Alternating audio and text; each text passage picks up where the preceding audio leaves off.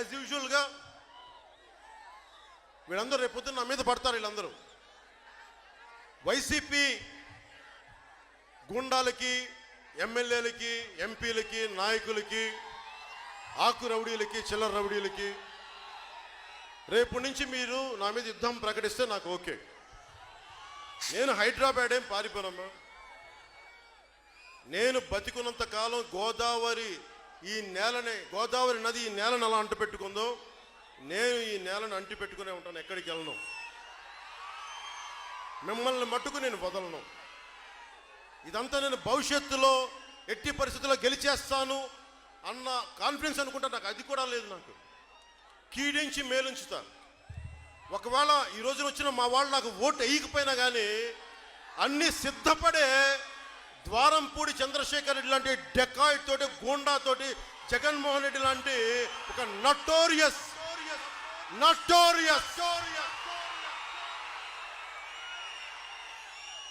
Factionist mind set ఉన్న ఒక సీఎంతో నేను గొడవ పెట్టుకుంటాను మీకోసం.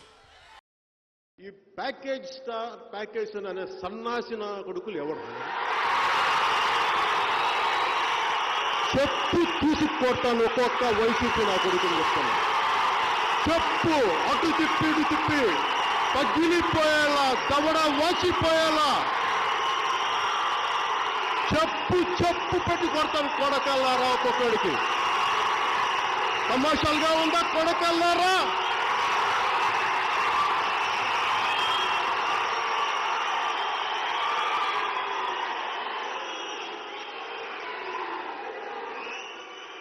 ఇంకొకసారి గీకేజ్ అంటే తప్పు తీసుకొని పళ్ళు రాలగొడతాను కొడకల్లారా. ఒక్కొక్కడికి చెప్తున్నాను.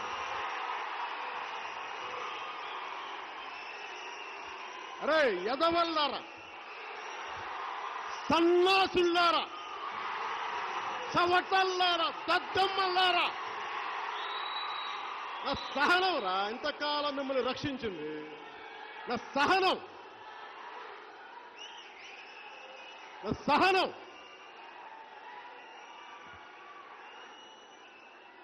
ఏరా వైసీపీ గోండాగాళ్ళారా,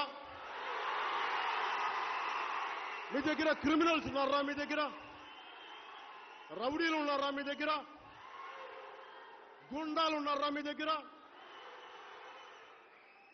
వంట చేత్తో వస్తాం, మెడ పిసికి తొక్కి కింద నొక్కేస్తాం కొడకల్లారా.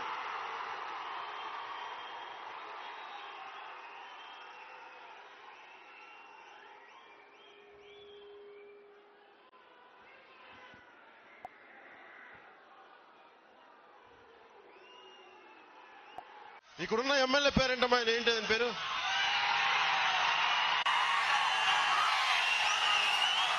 నానియా? అంటే వైసీపీలో నానీలు ఎక్కువ అమ్మా. ఏదో ఒక నాని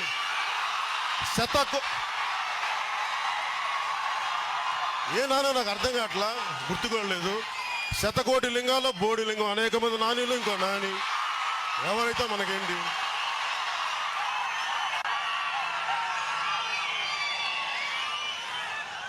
శతకోటి నానీల్లో ఒక నానైన నాని గారికి మీ సీఎం సాబ్కి చెప్పండి.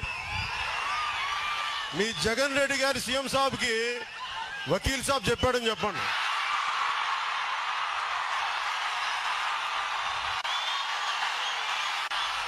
మీరు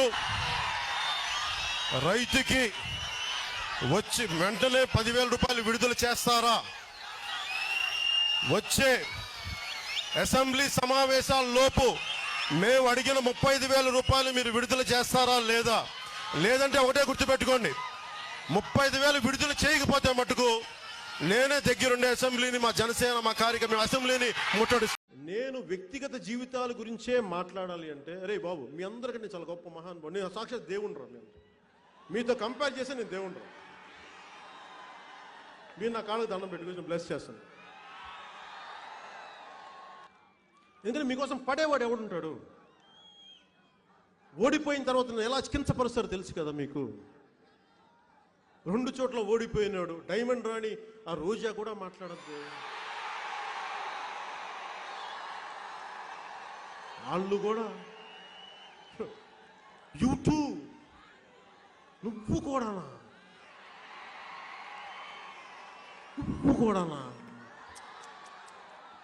ఛీ, నా బతుకు చెడ. కానీ ఇదంతా మీకోసం అబ్బాయి, నా కోసం లేదు, మీకోసమే. మీకోసం డైమండ్ రాణిల చేత కూడా తిట్టించుకుంటాం. నాకు ఓకే. రాగానే ఒకటే మాట చెప్పా, ఇది ప్రతీకార ప్రభుత్వం కాదు అని. కానీ చేతగాని ప్రభుత్వం నేను చెప్పాల, గుర్తుపెట్టుకున్నాను. ఎందుకంటే మీరు గతంలో లాగా నోటుకొచ్చినట్టు మాట్లాడితే ఇంక వింటా నాకు కూడా ఓపిక పోయింది. ఇంకా నాకు కూడా ఇలా సోషల్ మీడియాలో పోస్టులు పెట్టగానే ఇంట్లోంచి లాక్కొచ్చి కొట్టి కేసులు పెడతాడు. అందువల్ల ఎవడో మాట్లాడడానికి భయపడతాడు. ఇక్కడ ఏదైనా మాట్లాడితే ఇంట్లోకి వచ్చి నీ భార్యను రేప్ చేస్తాం, నీ బిడ్డలను రేప్ చేస్తామంటే భావ ప్రకటన స్వేచ్ఛ అంటది. అది వీళ్ళు మాట్లాడేది. ఇలాంటివి మాట్లాడుతున్నప్పుడు నాయకులకి 3 ఏళ్ల పసికందులను రేపులు చేయరా? ఇలాంటి నీచులను ఎంకరేజ్ చేస్తే 3 సంవత్సరాల పసికందులు రేపులు చేయరా? ఏదైనా మాట్లాడితే వీళ్ళు మన కులం కాదండి, ఇష్యూ అవుద్దండి, ఆడు మన మతం కాదండి. మరి ఏం చేయాలయ్యా మేము? క్రిమినల్స్ని వదిలేయాలా రోడ్ల మీదకి? ఇది ప్రజలందరూ మీరు ఆలోచించాలి. అది నేను హోంశాఖ తీసుకున్నానంటే మనకు పరిస్థితులు చాలా చాలా వేరుగా ఉంటాయి. మీకు ఎలా ఉండాలంటే ఇలాంటి క్రిమినల్స్కి ఉత్తరప్రదేశ్లో యోగి ఆదిత్యనాథ్ గారు చేసినట్టుగా చేయాలి మీ అందరికీ. అప్పుడు కానీ మీరు మాట వినరు. ఇంకా అలాంటి పరిస్థితిని నెట్టేస్తున్నారు మమ్మల్ని అందరినీ. మిమ్మల్ని మీరు కంట్రోల్ చేసుకుంటారా? మీరు ఆలోచించుకోవాలి ప్రతి ఒక్కళ్ళు.